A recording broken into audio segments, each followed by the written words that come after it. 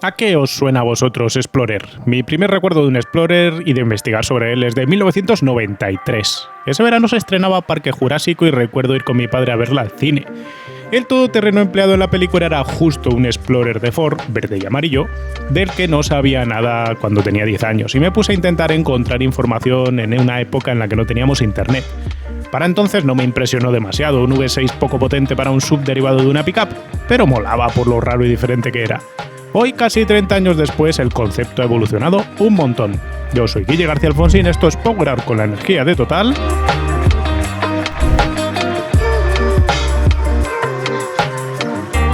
Y esta es la prueba del Explorer híbrido enchufable de Ford que tenemos ahora en nuestro mercado.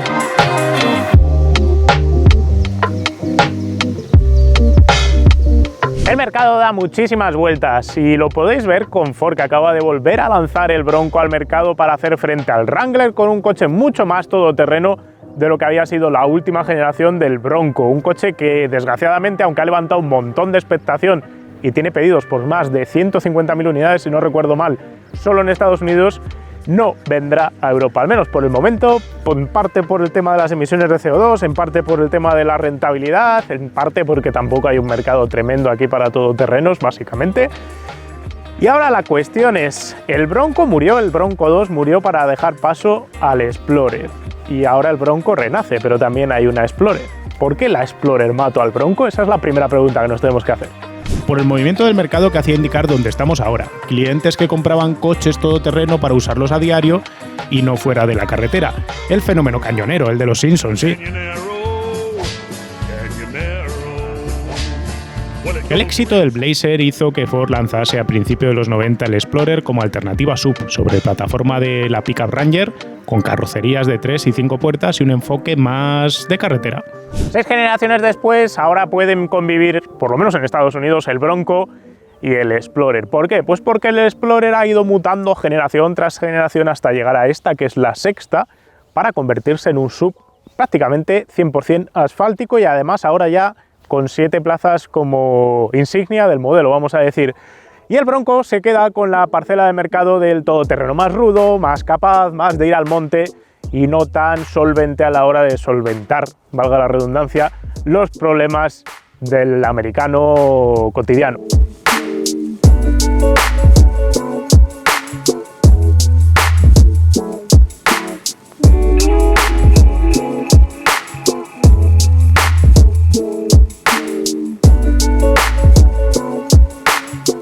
Además ahora el Explorer ya no tiene chasis de largueros y travesaños, ya es una carrocería monocasco, tiene plataforma propia solo para él y para el Lincoln Aviator, que es el que comparte plataforma con él dentro de la familia Ford.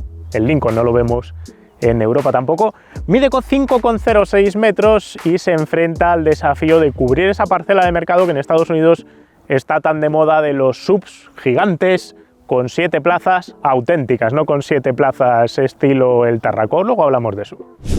Un mercado que está lleno de modelos, del Pathfinder de Nissan al Toyota Highlander, los coreanos Kia Telluride, Telluride, como quiera que se llame esto, el Chevrolet Traverse e incluso Volkswagen, que tiene el Atlas para intentar capturar alguna venta en este segmento de 7 plazas con forma de sub.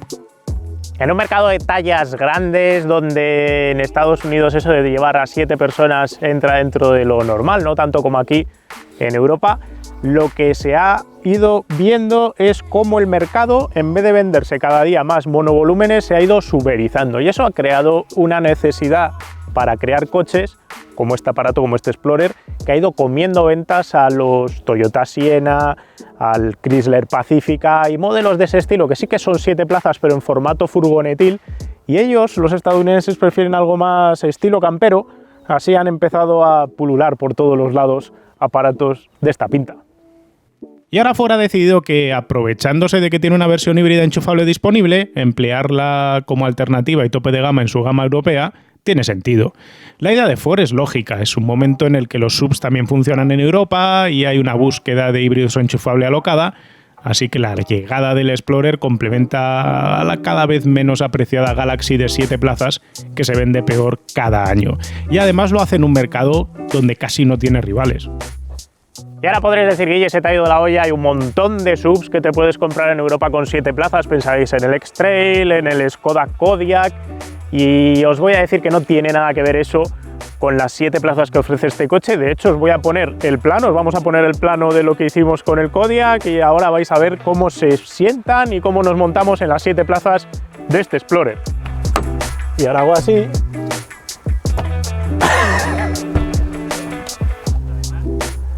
Está saliendo bien. Lo bueno es que pone que esta bandeja en el otro maletero. Te lo dejas en casa. Ahora es cuando te acuerdas del vecino Roberto y le dices, tío, ¿por qué no vas en el maletero y ya está? No se lo cuentes a tu padre. Es el hijo del vecino. ¿Me entendéis, no? Es el que toca la flauta. Y ahora es cuando la matan. Vente, Diego, vente.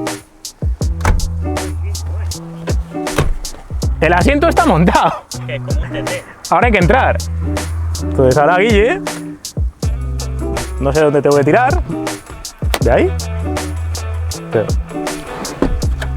¡ahí voy! Y pensáis que yo mido poco, mido unos 73. ¡Ahí va! Bueno.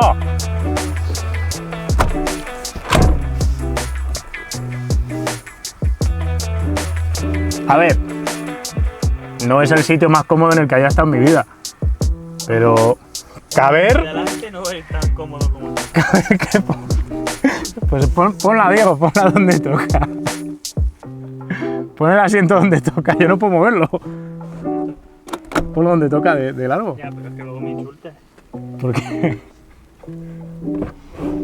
Hostia, ya ha dado. Y ahora, en cuanto a comodidad, estás en una... Mal. A ver, si odias a alguien y le quieres montar, pues le montas. Para todo lo demás, 7 plazas para niños.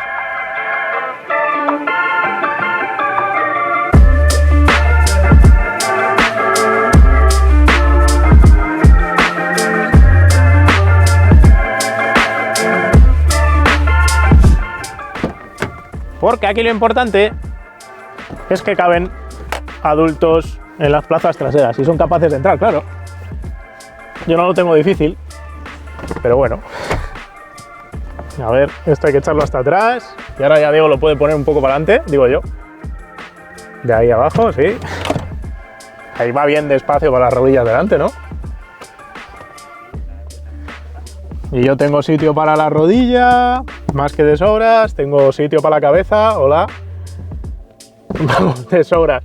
Podréis decir, vale, pero es que en el maletero solo quedan 240 litros de maletero ahora, pero es que en la Galaxy de Ford también te quedas con 250 si utilizas las 3 filas de asientos. Y aquí tienes además la ventaja de que si tienes más de 2 hijos y quieres más de 2 sillitas Isofix, puedes colocarlas. La única problemática es que valen sillitas Isofix aquí, y en los 2 de atrás. En la plaza de en medio trasera no cabe con las 3 ni tampoco tiene anclaje. Es un poco lío porque si montas aquí una Isofix, aquí otra, pues tienes que meter los niños a través de este hueco, pero también es cierto que si las montases las dos en estas plazas, lo que te va a ocurrir es que cuando intentes echar el asiento hacia adelante, no vas a poder y no vas a dejar espacio para entrar, salvo que lo eches por la banqueta hacia adelante, y no creo yo que por muy adelante que lo eches llegue a caber por aquí una persona. Así que el concepto del coche está claro: ofrecer un SUV de auténticas 7 plazas para 7 adultos de tamaño normal. Y esto viene a costa de proporciones mastodónticas: 5,06 metros de largo, 2 metros de ancho, 1,78 de alto y una batalla de 3 metros. Peso total, alrededor de 2,5 toneladas. Total, que para encontrar algo de dimensiones similares a esto, ahora mismo en el mercado generalista no hay nada. Teníamos el Fremont de Fiat, ya no lo comercializan, el Highlander de Toyota, que ya vendrá por el canal, pero lo que más se parece a este coche es un XC90, un X5 de BMW, un Audi Q7, cualquiera de ellos en versiones de 7 plazas. Si les pasa a todos los coches lo mismo, pesan un montón, 2,5 toneladas o cosas así, casi para todos, o 2 toneladas y pico. ¿Qué ocurre con eso? Que si quieres que el coche ande necesita mucha potencia, y gracias a la normativa de emisiones europea, este coche solo viene aquí con 460 caballos. Una decisión que ha tomado Ford además para colocarlo como tope de gama, al mismo tiempo que de aprovecharse de que es la de 460 caballos, la versión que es híbrida enchufable con etiqueta cero y no tiene impacto en las emisiones medias de CO2 para Ford en cuanto a media de flota.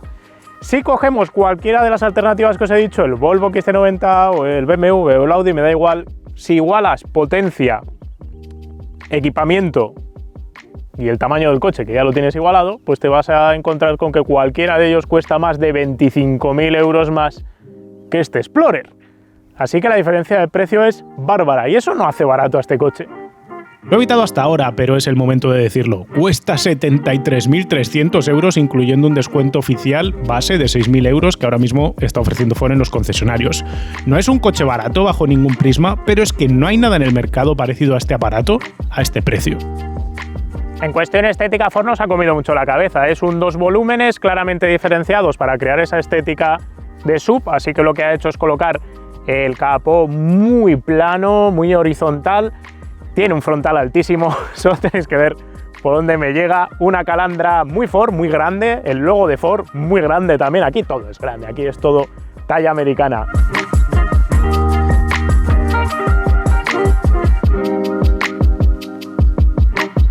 Faros con tecnología LED, una parte inferior que simula tener una especie de protección para los bajos con esta pieza negra brillante. Tenemos air curtains, cortinillas aerodinámicas de aire para mejorar el CX del coche en la medida de lo que se pueda. Vemos que el capó es muy plano, se le ha metido esta especie de músculo aquí encima para quitarle esa solidez que tendría, porque si no sería demasiado grande y demasiado plano. Y si nos vamos a la vista lateral vemos pues lo típico de un SUV, todo un recubrimiento de plástico sin pintar negro que va por todos los bajos del coche para generar más separación visual entre la parte pintada y el neumático, para que tengamos más aspecto de todoterreno. El coche tiene bastante altura libre al suelo en todo caso, y lleva llantas de 20 pulgadas con neumáticos 2,55 y dices, si son unas ruedas gigantes, pero las ves aquí planchadas y como el coche mide 5,06 metros, pues no dan la sensación de ser grandes. Tenemos bastante espacio libre entre el propio neumático y la aleta, y luego se ha trabajado la superficie lateral de manera que tenemos relativo poco voladizo delantero, un músculo que abraza la rueda delantera y luego una línea de estilo que nace aquí para ir acuñada hacia arriba, quitando peso a toda la chapa, creando esta especie de sombra que luego se convierte en luz, y luego otro captador de luz aquí abajo después de esta segunda sombra. Esto hace que tengamos mucha chapa a vista, pero que no nos pese visualmente. Tenemos el techo que intenta flotar hasta llegar a este pilar C, que cae en esta diagonal que recuerda un montón a un Land Rover Discovery. De hecho, parece que está copiada esa línea de estilo. Y luego tenemos esta luna que se convierte en una especie de luna panorámica en esta dirección para generar esta parte con este pilar B, que llamaríamos adicional, que termina de soportar lo que es la parte posterior y nos da paso al portón trasero de maletero. Por detrás, Ford tampoco se ha comido mucho la cabeza, ha cogido estos pilotos con tecnología LED, los ha girado un poco para pillar el lateral del coche, luego vienen hacia aquí, tienen forma 3D, no es una tulipa plana, esto siempre es de agradecer porque estéticamente queda más agraciado, y se quedan muy a los lados para permitir que la tapa del maletero sea todo así de ancha, o sea, es anchísima, y esta apertura enorme lo que va a facilitar es que luego cuando carguemos las cosas tengamos un espacio muy amplio. Se refuerza toda la imagen con una gran línea horizontal, no hay mucho misterio aquí. Un aleroncillo sobre la parte posterior con dos picos, y la parte posterior tiene estas 4 salidas de escape que son de verdad, pero tienen truco al mismo tiempo porque desaguan hacia abajo, aunque tengan la forma hacia atrás. Si os preguntáis por qué se hace esto normalmente en muchos coches de inyección directa, es para evitar que todo el punteo negro que acaba quedando en las colas de escape de inoxidable se vea. De esa manera se evita que las colas con el paso del tiempo se vayan poniendo negras y la gente no tiende a limpiarlas. Además hay que darle un tratamiento especial para que se terminen de limpiar, y de esta manera pues quedan más elegantes, aunque si vas detrás del coche mucho rato te acabarás dando cuenta de que pasa algo, de que las colas se están mirando por abajo. Es un coche que gusta, las cosas como son. Aparcado esta semana en 2 lugares distintos, se congregó gente para preguntarme cosas del coche, algo que no me suele suceder, aunque lleve aparatos rarísimos de prensa. A mí me parece que por sus dimensiones está acertadamente ejecutado en lo estético para no parecer pesado, y crea hasta cierto dinamismo dentro de su épica. Por fuera no cabe duda que es un coche de 73.000 euros, pero cuando entras dentro ya no tienes esa misma impresión de ser un coche caro por algunas decisiones que se han tomado aquí, y se va a entender fácil además el razonamiento de por qué este coche en Estados Unidos arranca en 33.000 dólares, ¿vale? Esos son 30.000 euros, entonces por más que quieras adecentarlo y ponerlo bonito para su versión más cara, siempre vas a acarrear que la versión base es de 33.000 euros. Entonces tienes que tomar algunos compromisos en materiales, en acabados, en ajustes, en decisiones de diseño que van a condicionar el aspecto de la versión tope de gama. Por eso, si lo comparamos con un XC90 de Volvo, que me parece a mí que es el referente en diseño interior, también con una tableta así vertical, pues te das cuenta de que este coche va por debajo, ¿no? Pero también hay que pensar que si quieres un Volvo XC90 de la misma potencia, pues te vas a gastar prácticamente un 30 y tantos, un 40% más de precio que en este coche. Si os fijáis en los plásticos, en los elementos que tenemos táctiles por aquí, pues tienes plásticos un poco duros por algunos sitios, otros son blandos, son agradables, luego tienes otros que no terminan de convencer, y luego tienes otra cosa que se ve mucho en los coches cuanto más baratos sean de fabricar, que es que tienes muchos elementos distintos en el salpicadero que se van encontrando. Cuantas más diferencias de materiales tienes en un mismo sitio y más uniones vistas, tienes más capacidad para fabricarlas más pequeñas y ahorrar dinero, pero eso al mismo tiempo conlleva que no quede tan limpio visualmente. Y luego se han tomado decisiones que estéticamente pueden parecer inteligentes o a nivel de técnica pueden parecer chulas, como la tableta vertical, que luego cuando la utilizas, pues a mí a nivel de ergonomía no me convence, porque si te vas a ir a utilizar el navegador, sobre todo si utilizas el de Google o el de Apple, conectas el móvil y lo proyectas aquí en la pantalla, te encuentras con que la pantalla es súper pequeñita y súper estrecha, porque al final tu anchura está fija y la altura va a depender de esa anchura que tengas, por la relación de aspecto que es fija con el Android si no la adaptas para este tipo de pantallas. Así que acabas con un mapa que es más pequeño y va con la información más pequeña, las letras más pequeñas, las indicaciones más pequeñas, que en un Puma ST, por decir algo.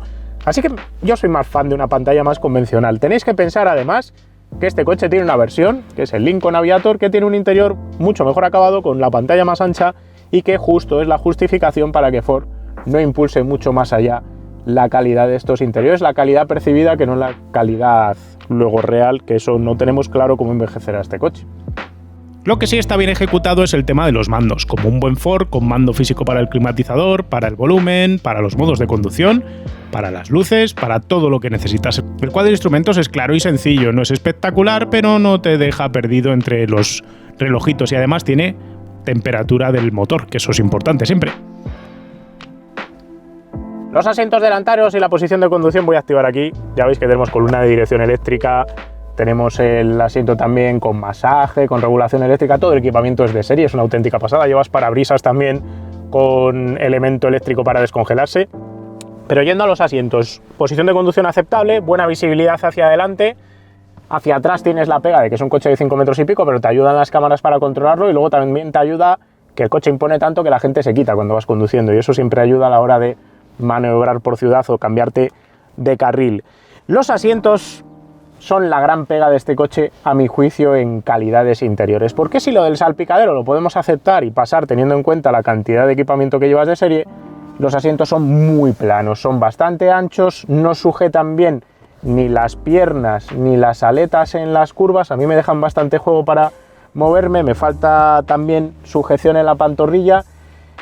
El cuero no está mal, están ventilados y calefactados, que ya va bien, y además, como os digo, os dan masajes, pero me parece que necesita otro tipo de asientos, sobre todo para la capacidad de correr que tiene este coche y la capacidad de paso por curva, que al final te deja un poco vendido y vas un poco como intentando agarrarte al volante con un tacto bastante de coche yankee. Muchos coches americanos que he montado tienen este tipo de asientos, creo que también condicionados por la anchura tradicional de los cuerpos de los estadounidenses, pues que son más grandes normalmente que los europeos.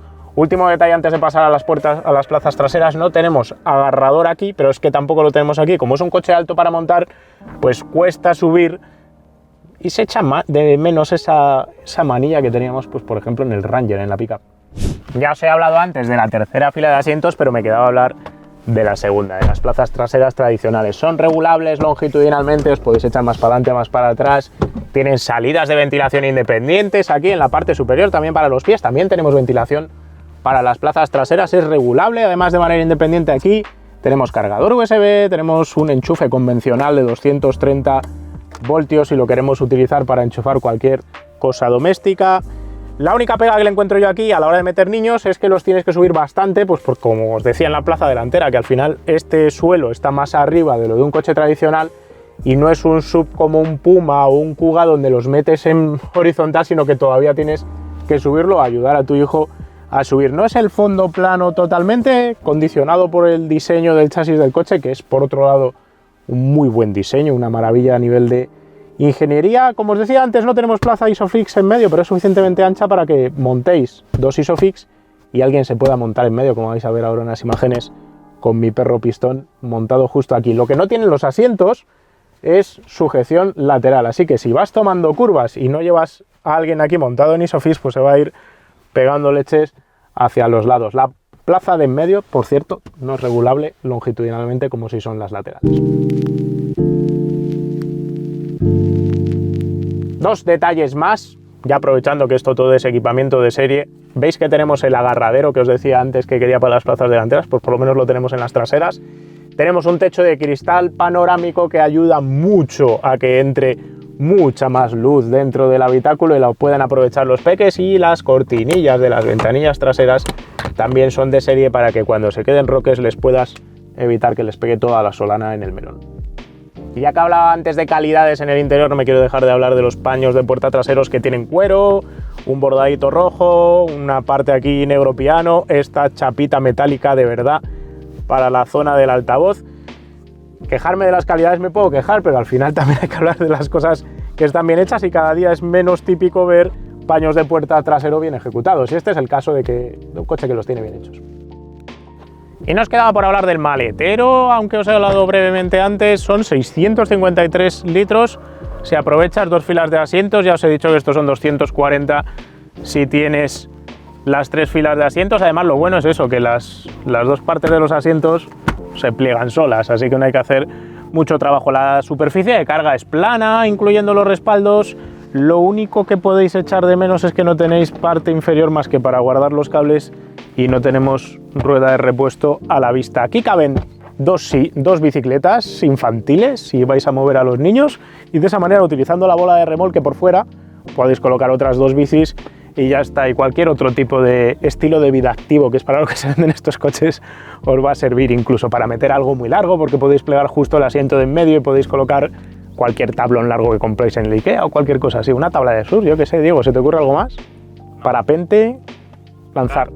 Un car no da, yo creo. Un Europalé está ahí, ¿eh? En un mundo perfecto hubiéramos levantado el coche y os hubiéramos enseñado los bajos, pero por el peso y el tamaño del aparato no lo podemos levantar en nuestro elevador, así que me vais a tener que creer aunque no lo veáis. Este coche lleva una plataforma específica solo para él y para el modelo de Lincoln que deriva del mismo.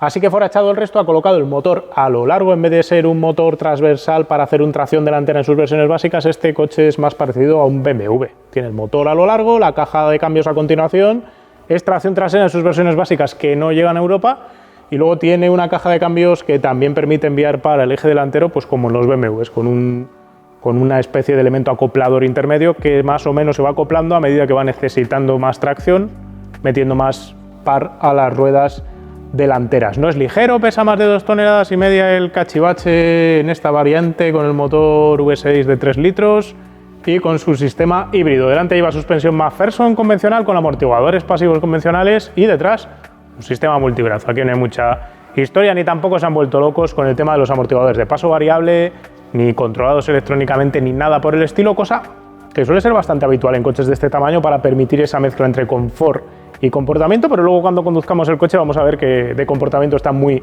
logrado este aparato. Propulsor es un V6 de 3 litros de cilindrada con bloque en fundición, culatas en aluminio, inyección directa de gasolina y sobrealimentación por turbocompresor. Es el mismo motor que usa el Ford GT de Le Mans. El Ford GT lleva la versión de 3,5 litros, pero este EcoBoost V6 pues es su primo pequeño, vamos a decir, con cilindrada reducida. Y es el motor que a mí me hubiese gustado ver en la Ranger Raptor, tal vez incluso con el sistema híbrido acoplado, aunque le dé unos pequeños tirones que luego os contaré cuando vas conduciendo. Repasemos otra vez cifras totales del conjunto motopropulsor del coche: 470 caballos, 825 Nm de par. Gracias a esto, el coche puede tirar de una masa máxima remolcable de 2.540 kilos. Con eso tendrás un conjunto entre coche y remolque de hasta 5 toneladas si incluyes el peso del propio Explorer. Y sí, con el par que tiene pinta de que va a ser capaz de tirar de estas 2,5 toneladas sin pestañear, aún sin tener un chasis de largueros y travesaños, aunque a mí estas cosas me dejan un poco mosca y me preocupan para saber si el coche al final se va a acabar alargando con el paso de los años utilizándolo así. Es el coche perfecto para mover tus clásicos y restauraciones en curso, por tanto, si quieres tener un coche grande, amplio y poder utilizarlo para estos fines. En esta especificación el motor de gasolina da 363 caballos, se acopla a un motor eléctrico que da otros 100 y en total suman 460 caballos cuando se combinan las dos curvas de potencia una sobre la otra.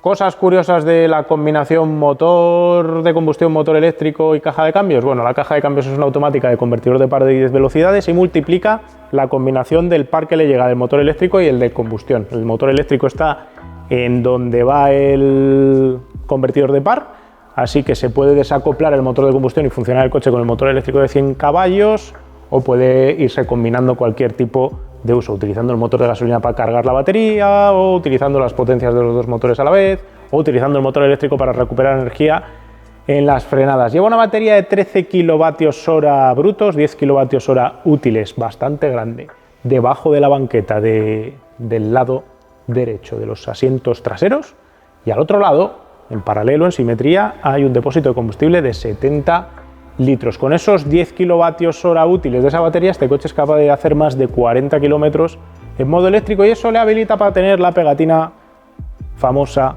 cero. Y aquí es donde entra toda la charla de la demagogia sobre si estos coches son ecológicos o no lo son limpios o no lo son, reducen las emisiones de CO2 o no las reducen. Obviamente un coche de 2,5 toneladas moviéndose por autovía a 120 por hora, ecológico no va a ser. Da igual cómo lo pintéis. Incluso aunque fuese un coche eléctrico a baterías, seguiría sin ser ecológico porque es un mastodonte gigante que necesita mucha energía para moverse. Y en una motorización como esta, un híbrido enchufable, no vas a bastarte con los 100 caballos para mover el coche por autovía y autopista y va a ir funcionando el motor de gasolina. ¿Por qué tiene sentido el etiquetado de la DGT? ¿Y por qué veo lógica a que este coche tenga esa etiqueta cero según cómo lo utilices? Es fácil de entender. Los problemas que tenemos en España ahora mismo con las emisiones tienen que ver con las emisiones nocivas para la salud en los centros de las grandes ciudades. Eso tiene que ver con las emisiones de partículas microscópicas y de óxidos de nitrógeno. Quitar partículas microscópicas y óxidos de nitrógeno lo puedes conseguir con este coche porque en ciudad, cuando conduces a menos de 120 por hora y en el típico transporte que haces a diario, haces menos de 50 kilómetros, así que la batería te dura para utilizar el coche prácticamente todo el rato en modo eléctrico y no emite localmente nada. Así que si estás utilizando el coche como está diseñado para utilizarse, en ciudad es un coche ecológico, verde o como lo quieras llamar, porque no emite partículas nocivas para nuestra salud a corto plazo. Por eso tiene sentido que tenga esa etiqueta, porque en episodios de alta contaminación de óxidos de nitrógeno o de partículas en cualquiera de vuestras ciudades, tiene sentido que este coche tenga acceso siempre y cuando el dueño lo utilice en modo eléctrico. Y dirás, bueno, pero es que luego no lo utilizan en modo eléctrico, porque un estudio de no sé quién en Reino Unido dijo que no era así. Para empezar, ese estudio está pagado por una empresa que la que realiza el estudio se dedica a asesorar a las empresas a pasarse a coches con batería, así que está un poco versado, digo yo. Y más allá de eso, tiene todo el sentido del mundo utilizar este coche en modo eléctrico puro en ciudad por una sencilla razón. Si utilizas este coche con el motor de gasolina te va a gastar 14 litros a los 100 en ciudad o más. Así que estás enfrentando gastar 20 euros a los 100 en gasolina versus gastarte 2 euros si lo enchufas en casa todos los días y lo utilizas como eléctrico. Además, el grueso de los dueños de un Explorer lo van a aparcar en un garaje y tienen enchufe, no va a haber problema con eso por el perfil del cliente de este coche, así que yo no veo problemático que tenga etiqueta cero para acceder a las grandes ciudades. Otra cosa es que me digáis que emite poco CO2 cuando se utiliza, porque aunque este coche solo homologa 3 litros a los 100, luego cuando lo utilizas por carretera gasta más de 10, así que no es eco en ese sentido.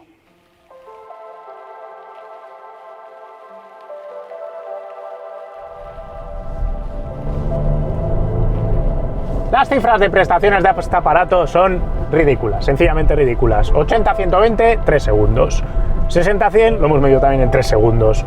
Dice Ford que hace de 0 a 100 en menos de 6 y que pasa de 230 por hora de punta. Son cifras de prestaciones de un compacto deportivo, de un GR Yaris, de lo que os dé la gana de mirar y comparar. Y puede que hasta sean un poco ridículas para una máquina de 2,5 toneladas. Pero oye, ¿quién soy yo para decir que no quiero prestaciones en un coche, no?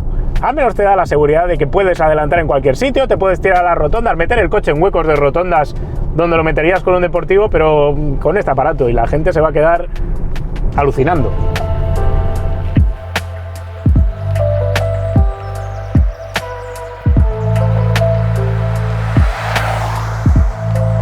Eso sí, tal es el despliegue de par y de potencia del motor que si eres muy brusco con el pedal derecho vas a encontrar que la transmisión lo pasa mal, que pega tirones.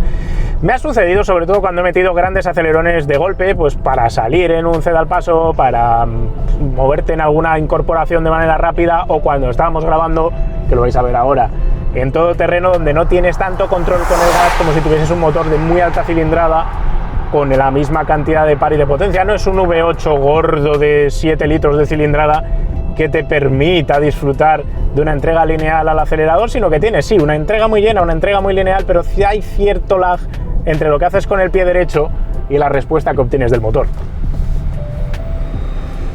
Así que andar anda mucho, pero la cuestión ¿es cómodo? Cuando lo hemos medido en autovía a 120 por hora, en nuestro tramo siempre de comprobación de sonoridad, hemos detectado 66 decibelios y medio, 67 a velocidad sostenida, un murmullo muy bajo. Es un coche poco ruidoso, no llega ruido del motor, no llega ruido prácticamente de los neumáticos, a pesar de ser unos mixtos M+S. Si acaso el zumbido que escuchas es más aerodinámico y que también, al ser una cabina muy grande y muy diáfana por dentro, reverbera un poquito más que en otros coches. No me quedó la percepción cuando estaba probando el coche de que fuese tan silencioso como luego marcó el sonómetro, pero sí que es cierto que si te miras un Volvo XC90, por ejemplo, pues todavía es capaz de bajarle un par de decibelios más y tal vez no tener sonidos tan en la misma frecuencia que este Ford, y te da esa sensación de que es un poquito más silencioso si cabe, pero luego le metes el factor precio de por medio y te das cuenta de que este coche, para lo que cuesta, es una auténtica berlina de lujo en cuanto a sonoridad. La suspensión es algo dura, lo que hace que los pasajeros se muevan algo más en vertical en los baches que en algún otro coche de su categoría. A cambio tienes confianza para mover el coche rápido. Cuando te montas en un aparato tan grande, tan pesado y tan alto, si colocas la suspensión blanda para generar margen de confort, dejas tan libre la carrocería para los movimientos de primer orden, los de cabeceo y de balanceo, que pierdes el control exacto del coche.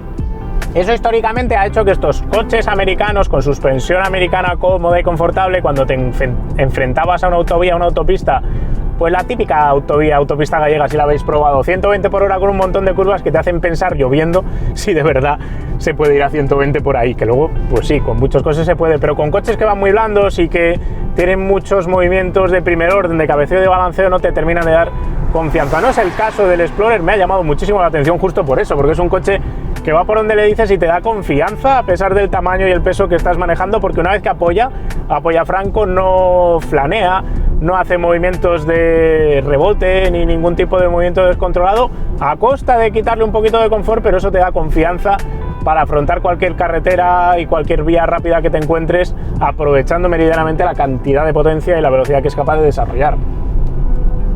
En eso os puedo decir que tiene tacto de dirección y tacto de chasis pues a la Ford europea, que al final siempre se han colocado ahí como los defensores de una puesta a punto dinámica y de unas cualidades dinámicas que suelen estar por encima de la media. Lo que no es un coche hecho para hacer puertos de montaña a toda pastilla y pretender que sea un Focus ST, pero aún así, metido en faena, es un coche que cambia de trayectoria sin pestañear, es fácil de hacerle girar, te dice por dónde va a entrar el tren delantero y no es exageradamente subvirador. El gran riesgo de este coche es que corre muchísimo a la salida de las curvas y encuentra fácilmente motricidad, así que lo lanzarás muy rápido a la siguiente curva y cuando llegues allí te tienes que acordar que tienes 2,5 toneladas de coche entre las manos y que los tienes que parar, lo cual va a exigir el máximo a los neumáticos, que siendo M+S acaban haciendo saltar el ABS más pronto de lo que esperas. No puedes olvidarte de la masa del coche y de las inercias, pero sí que es cierto que me ha sorprendido positivamente porque no esperaba para nada que este coche se comportase como se comporta, aunque sigue estando por detrás de una Ford Galaxy o de una S-Max especialmente. Los frenos aguantan el calor, por cierto, pero la pegada en la frenada se la voy a poner al sistema híbrido, como viene siendo habitual con todos los híbridos. Y es que frenando despacio en ciudad notas un tacto inconsistente, 2 veces la misma pisada para el freno y te da 2 frenadas distintas a pesar de haber utilizado la misma fuerza. Este problema se acaba en cuanto vas rápido porque aprietas fuerte y te olvidas del problema, pero es en esas frenadas pequeñitas, cortitas, donde se mezcla regeneración y frenada mecánica donde menos tacto te queda. Pero este coche tiene pinta de todoterreno, parece un Land Rover Discovery, ¿no? Así que vamos a preguntarnos ahora, ¿es capaz de meterse pues, por caminos de tierra como este? Placa, ya estamos metidos. Vamos a cambiar el modo al modo pista. No No tenemos reductora, no tenemos bloqueos de diferencial, sí que quita el control de tracción y se dedica a gestionar un poquito mejor la motricidad para que podamos hacer un poco el cabra. Es un coche que le gustan las pistas. Me recuerda bastante también aquí al Fiat Fremont en el sentido de que tienes altura libre al suelo, buen balón en los neumáticos y capacidades todoterreno más que suficientes para hacer cualquier tipo de actividad deportiva que quieras hacer con él. Meterte en un bike park, pues vas a buscar el bike park, la entrada tiene un camino de tierra antes de llegar a donde te vas a meter con la bici, no hay problema. ¿Quieres bajar a una playa así un poco complicada, que tienes que bajar piedras y tierra para poder hacer surf? No hay problema, lo puedes hacer también. Da igual ese tipo de caminos que te puedas encontrar, por rotos que estén, que la Explorer, pues ya veis, se las está tragando sin ningún problema, tampoco genera ningún tipo de necesidad especial a la hora de conducirlo. Tiene un indicador, además, un horizonte artificial que te va marcando cómo de inclinado está el coche. Gestiona bastante bien la potencia, si acaso tiene el mismo problema pues que le pasaba, que os decía antes con el tacto del acelerador, de que a veces es un poco brusco y pega latigazos en la transmisión. Aquí cuando estás haciendo todoterreno, sobre todo si paras el coche y necesitas salir despacito, cuesta controlar ese primer toquecito del acelerador para no encontrar problemas a la hora de mandar demasiado para las ruedas. La tracción total con reparto inteligente hace justo lo que espera, que es mandar para las ruedas delanteras cuando empiezas a patinar de atrás. Eso evita que puedas hacer trompos y cosas raras de atrás, como si se puede hacer con una Ranger, sea Raptor o no sea Raptor, pero tampoco creo que sea el objetivo de este coche dedicarse a hacer esas cosas. Sencillamente esa tracción está para ayudarte en nieve, en barro, en tierra, en una pista un poco más complicada de lo habitual, para que no te quedes tirado con 5 toneladas, con 2 toneladas y media por en medio del camino. Pero vamos, que lo hace todo fácil, no es mal sub en ese sentido. Si acaso las cuotas del coche te van a poner las pegas y las limitaciones si te metes por caminos de tierra pequeños, estrechos, o sobre todo donde sea difícil de dar la vuelta, porque es donde te vas a encontrar que el coche, para girar completo, para desvolver el camino que has hecho, pues necesita más espacio que otros, porque al fin de cuentas pues no deja de tener 5 metros de largo, ¿no? Consumos. El coche tiene homologada una media de 3 litros que obviamente no es representativa de nada. Durante un uso intensivo en autovía y autopista, yendo a Zaragoza y volviendo desde Madrid, hemos promediado 9 litros y medio a los 100 largos. En ciudad puedes hacer 0 si tienes el coche cargado y arrancas desde el garaje para irte al trabajo y volver. A medida que te vayas comiendo la batería, pasados unos 35 kilómetros si tienes un cacho de autovía por el camino, vas a acabar teniendo que utilizar el motor de gasolina y a partir de ahí se va a ir solapando. Si te quedas con la batería tiesa y haces solo con gasolina, los movimientos de ciudad pueden llevarte a consumos de 12 litros a los 100 o más. Si relajas el ritmo y sales de casa a hacer un viaje largo de 600 kilómetros o más, puedes encontrarte con diversos escenarios. A medida que se alarga el viaje, va subiendo el consumo porque empiezas a perder el plus de haber tenido la pila cargada al principio del viaje. Pero hacer 10 litros a los 100 no debería ser demasiado complicado, lo cual no está mal para un coche de 460 caballos, 2 toneladas y media y semejante tamaño.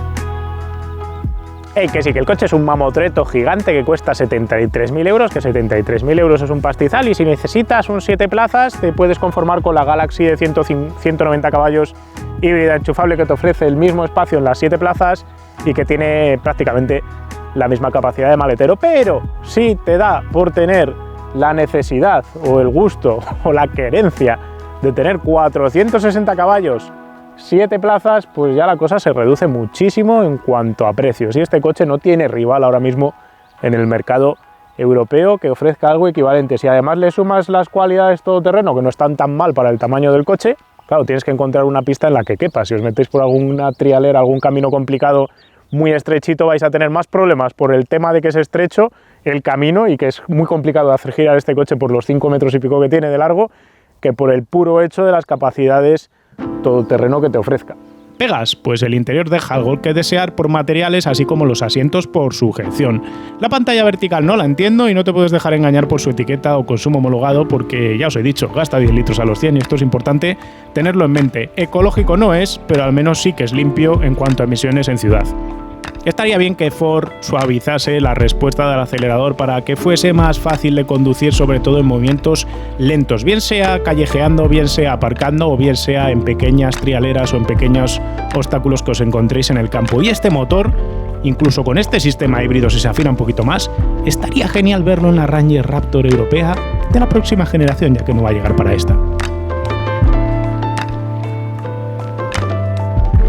De hecho, aunque te fueses a modelos mucho más caros que este coche, si miras, por ejemplo, el XC90 de Volvo o el Audi Q7, si buscáis las versiones más cómodas de esos coches, no van tan bien en carretera, no van tan aplomados como este Explorer. Les ganan claramente en esa percepción de calidad. Pero cuando tienes en cuenta todo eso y sumas todo eso y lo metes dentro de un bol, te das cuenta de que los 73.000 euros, sin ser barato, pues oye, están más o menos justificados por la cantidad de coche, ni que sea por peso, que te llevas a casa. Por cierto, si tienes que tirar de cosas pesadas, con más de 2.500 kilos de masa máxima remolcable, este aparato, que además suma esos más de 800 Nm de par que tiene, pues me parece que también es un fiel representante de un buen coche para tirar de cosas pesadas con bola de remolque e ir al fin del mundo sin tenerte que meter en una pick-up.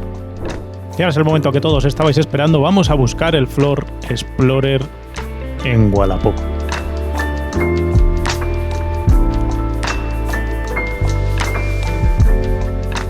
A ver si hay de kilómetro cero.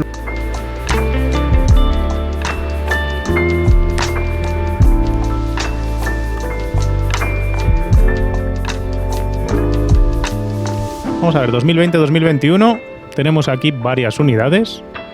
Habéis oído decir que cuesta 73.300 euros de tarifa si lo compráis con el descuento que tiene actualmente, y veis aquí la enorme por la cantidad de dinero, sorpresa que tenemos en unidades de kilómetro cero, de ISA, no sé dónde está este, pero lo vamos a ver también, y este. Tenemos aquí 4 unidades distintas, de 5 posibles, vamos a ver estas 4 unidades.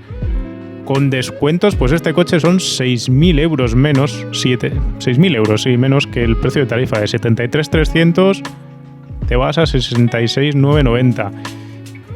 Es básicamente el mismo coche que hemos probado, porque además es que no tiene opcionales, así que aquí no hay confusiones con la cantidad de equipamiento que tenga. Si lo financiáis os quitan otros 6.000 euros, lo que pasa es que luego en intereses vais a pagar más, pero estamos hablando de que si lo financiaseis en dinero pagado mañana, ahorraríais 13.000 euros, y si no lo financiáis, pues aunque paguéis 6.000 euros más, sigue habiendo un ahorro masivo. Solo tiene 5 kilómetros, es un coche automatriculado, lo cual nos está hablando de que Ford está automatriculando estos coches para poder llegar al cupo de CO2 o por la razón que sea, porque quiere colocar estas unidades. Pasa lo mismo con este, 66.900 también, misma situación, ahorrazo. Y este coche todavía es más barato, este son 10.000 de ahorro, 63.900 y tiene 10 kilómetros, es otro kilómetro cero. Este coche está... Nosotros estaban en Madrid, este está en Barcelona. Y ya veis, está nuevo a estrenar, este es gris. De nuevo os lo vuelvo a recordar, aquí no hay más decisión de equipamiento que el color. Última unidad, 63.995, 10 kilómetros, coche nuevo también. En este caso está también en Barcelona. Este es idéntico al que hemos probado. Mismo color, mismo todo, mismo equipamiento, mismo acabado interior. Coche nuevo, así que 10.000 euros de ahorro podéis sacar yendo a un coche de stock en lugar de comprar uno bajo pedido. Y con este precio, con esos 63.000 euros, con esos 10.000 euros ahorrados, todavía se ensancha más la enorme diferencia entre el precio que tiene este coche y un equivalente de 7 plazas como un Audi Q7, un BMW X5 o un Volvo XC90. Esto ha sido todo lo que teníamos que contaros de la Explorer. Se venden más de 220.000 se vendieron el año pasado en Estados Unidos de manera anual. Se venden un montón. De hecho, si sumáis las unidades que se venden de Explorer entre China, Estados Unidos, otros mercados y las que se vendan en Europa, se venden más coches de estos que sean leones en el mundo, por poner un ejemplo curioso. Y aún así, aunque se venda relativamente bien en otros mercados, me da a mí que en Europa, en España, vamos a seguir sin verlas más que las unidades de prensa y 4 o 5 que se automatriculen los concesionarios y algún loco que se la quiera comprar. Y yo, si alguien se la quiere comprar, le animo a ello. Sinceramente, me parece que es una buena compra, si es que justo es esto lo que buscas. Claro está. En fin, no tengo nada más que contaros. Si os queda alguna duda, pregunta o cuestión del coche, la podéis dejar en los comentarios. Trataré de contestaros. Si os ha gustado el vídeo, dadle un me gusta. Si no os ha gustado, pues le dais un no me gusta, yo qué sé. Os suscribís y nos vemos pronto con otro vídeo de otro coche. Un saludo.